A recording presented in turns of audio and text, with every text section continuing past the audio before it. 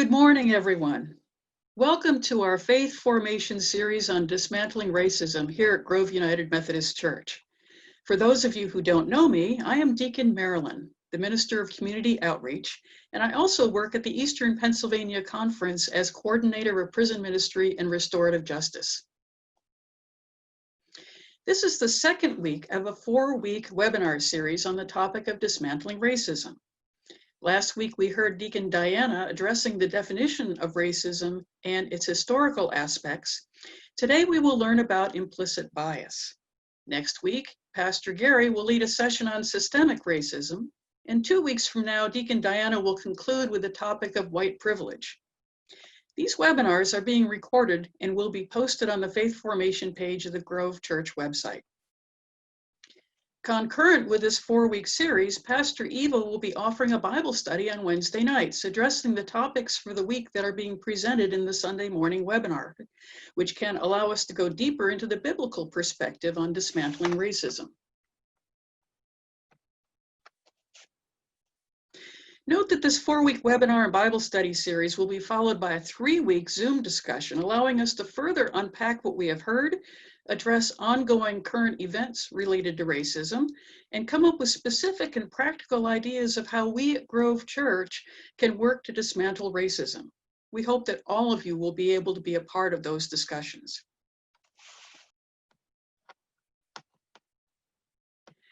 This Faith Formation series grows out of the United Methodist Stand Against Racism, an intentional focus on racial justice between June of 2020 and General Conference next year in August and September. The United Methodist Church social principles state that we recognize racism as a sin, we commit to challenging unjust systems of power and access,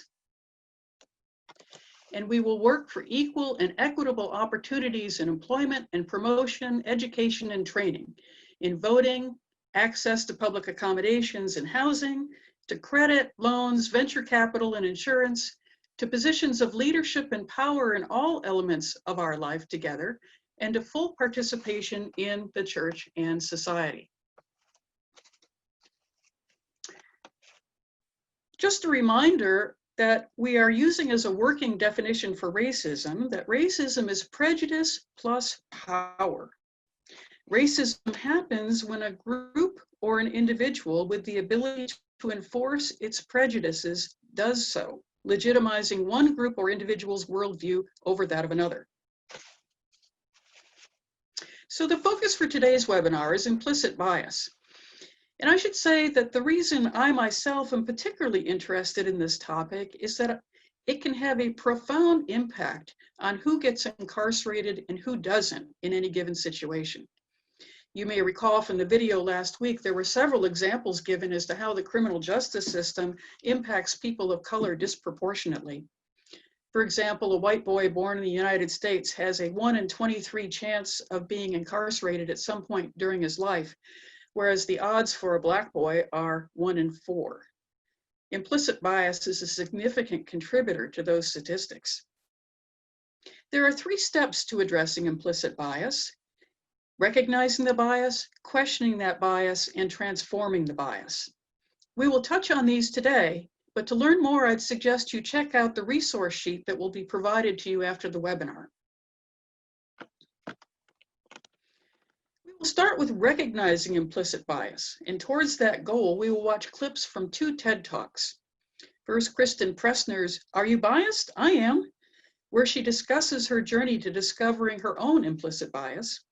And then Jerry Kong's "Immaculate Perception," looking at scientific research about how the human brain functions around implicit bias. In the second video clip, we suggest you actively participate in a little exercise that he invites the audience to participate in. Not to worry, we're not going to hear your responses, but it will be enlightening, I think, if you follow along and participate. While you watch the videos today, we also invite you to respond to the following questions in the chat. What evidence in the videos is powerful for you in understanding implicit bias, and why? And then what insights in that second video did playing the game offer for you? So let's start with the first video.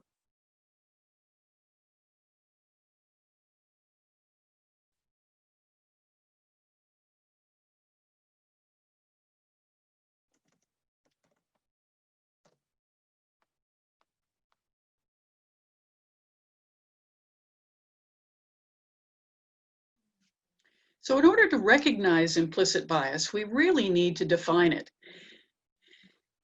The Kirwan Institute for the Study of Race and Ethnicity at Ohio State University has a definition that I think is really helpful here. It says that implicit bias refers to the attitudes or stereotypes that affect our understanding, actions, and decisions in an unconscious manner. And the General Commission on Religion and Race for the Church says such thinking, and many other groups actually say such thinking, may or may not align with our stated beliefs, values, or commitments. So 3 things to keep in mind here. First, those attitudes and stereotypes are in our heads, largely unknowns to us. We didn't intentionally put them there. Our brains automatically did that for us based on information received throughout our lives. Secondly, they impact our decisions in an unconscious manner. Third, these thought processes may not agree with what we consciously say we believe and can, in fact, be quite different. We need to recognize that implicit bias exists and talk about it because it thrives in silence. If we ignore it and go our merry way, it will continue to impact us, possibly in ways we don't want. It's important to recognize that having implicit biases does not inherently make us bad people. It just means we're human because we all have them.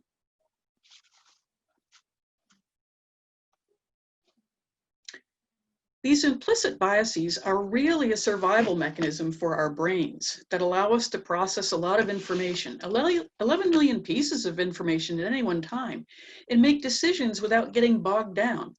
In Kristen Pressner's video, she mentions how our brains take these shortcuts routinely, such as how we don't need to think each day about how to open a door. The problem comes when the attitudes and stereotypes, those shortcuts, conflict with our chosen beliefs, and we end up acting, often unknown to us in the moment, in ways that can do harm. As Jerry Kong pointed out in his video, these implicit biases are decided in milliseconds. And the question was, do these milliseconds matter? These are the same milliseconds that a police officer decides whether or not to pull a weapon based on the shortcuts that their brain made about Black men being more likely to carry weapons. These milliseconds could determine if that police officer causes harm and if their actions stand in direct opposition to their stated beliefs, values, and commitments to serve and protect. So the question is, what do we do now? Well, we're going to need to decide. Do we walk away and say this was all very interesting? Or do we work to transform our unconscious biases into a form that reflects our stated beliefs? As Christians, I think we're being called to do the hard work of transforming our implicit biases so that we can avoid the inadvertent harm we may be causing. So how do we do that? Well, first, we have to want to do this work. Otherwise, it's not going to go anywhere. As we choose to work towards transformation, we have a couple more clips of TED Talk videos to watch, which make a few suggestions of things we can try towards this end. One will be Kristen Pressner again, and the second is Verna Myers from her video, How to Overcome Our Biases, Walk Boldly Towards Them, using the bias against Black men as an example. As you watch the videos, we would ask you to comment in the chat as to whether any of these ideas would be helpful to you, and if so, which ones. So we'll start with Kristen Pressner.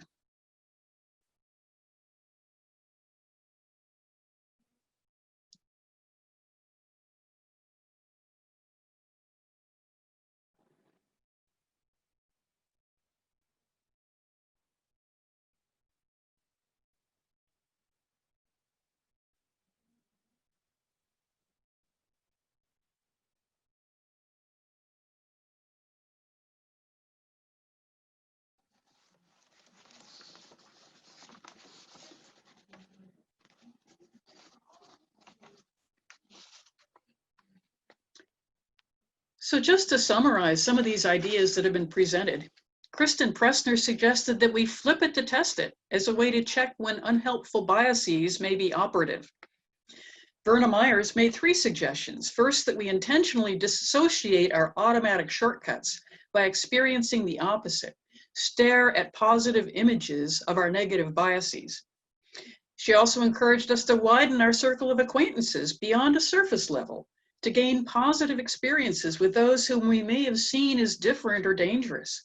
Note that we could also intentionally choose to expand the voices in the authors we read and in the social media we consume. Finally, she reminded us that if we see something, we need to say something to help break that cycle of racism in our communities and across generations. So these are just some places we can try to start.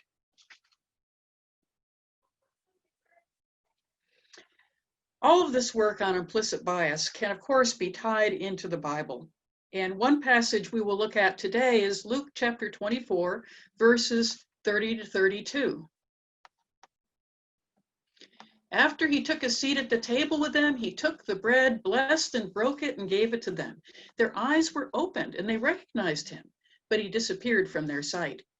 They said to each other, "Weren't our hearts on fire when he spoke to us along the road and when he explained the scriptures for us?" So two people are walking down the road to Emmaus, deep in despair and disbelief. Jesus had been crucified, and we might imagine their hopes and dreams for a new day, a new life, and a new kingdom had also been crucified. Maybe they were making plans for their new way of survival. Maybe they were trying to figure out how they'd been so wrong about what would happen. They were not trying to figure out whether Jesus was dead or not. All of their life experience had told them that if someone died, they were dead and wouldn't be coming back. Yet, after inviting a stranger to eat with them, they realized that the stranger is Jesus, and that Jesus is somehow living. The one thing they thought they were sure of was overturned in the blessing and breaking of bread. They could have refused to pay attention to the way their hearts were on fire, or the new way they heard the scriptures explained, but they didn't. They were open to what they thought was a closed subject. In this case, Jesus, present among them, helped them to see scriptures differently. Sometimes, even in the Bible, we are asked to rethink what we think we already know. As we prepare to recognize, question, and transform our own implicit biases, I'd suggest we take some time to consider for ourselves, what is exciting to us about the idea that God is asking us to rethink what we already know? And then what concerns us about that? We might name specific ideas we'd be excited to rethink, as well as specific areas we're kind of nervous about God asking us to rethink. Something to think about. So a reminder that we all have implicit biases. Again, this doesn't make us good or bad. It simply makes us human. In our faith, we are challenged to rethink and re-examine these biases as we strive to love God and neighbor. So I'd like to take a minute now and just ask if there have been any questions. Deacon Diana, have you seen any? Oh, looks like there might be a question. Okay, question is, could we make a small step in the right direction by taking down the photo of the white Jesus from our church walls? That's something we might in fact want to think about. We may want to take a look at that because, yeah, that is another input that we're receiving into our subconscious, right? Every time we look at that, Jesus was actually from the Middle East and may not have always looked like what some of those pictures make Jesus look like. Good question, something to think about. Any other questions?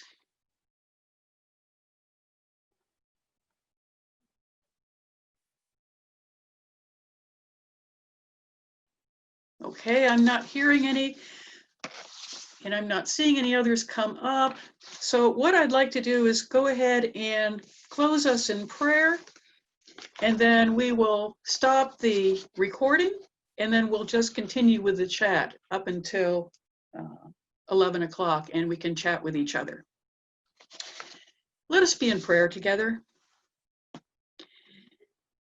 Dear God, thank you for this time together to learn how we can work to dismantle racism. Help us to be open to recognizing, calling out, and transforming those implicitly biased messages our brains have stored over the years. We all like shortcuts, God, but sometimes we just need to do the work to grow, to move into the people you would want us to be. People who fully love and care for all of our brothers and sisters on this planet, not just the ones who seem to be like us. We are grateful for your willingness to walk with us and help us on this ongoing journey. Thank you, God. Amen.